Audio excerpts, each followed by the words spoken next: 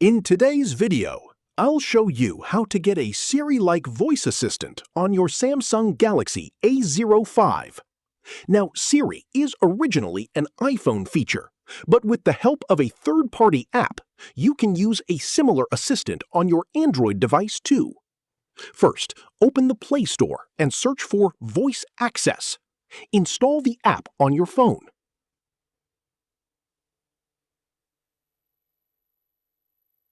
Once the installation is complete, open the app and tap OK. After that, select Install App and allow all the required permissions. Now, go back, tap Agree, and again allow the permissions it asks for. Enable the feature and then tap Done. Next, scroll down and select the top option, then tap Continue.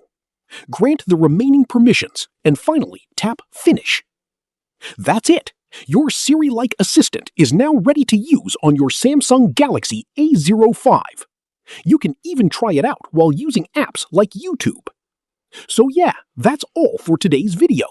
If this helped you, make sure to like the video and follow for more tips and tricks. Thanks for watching.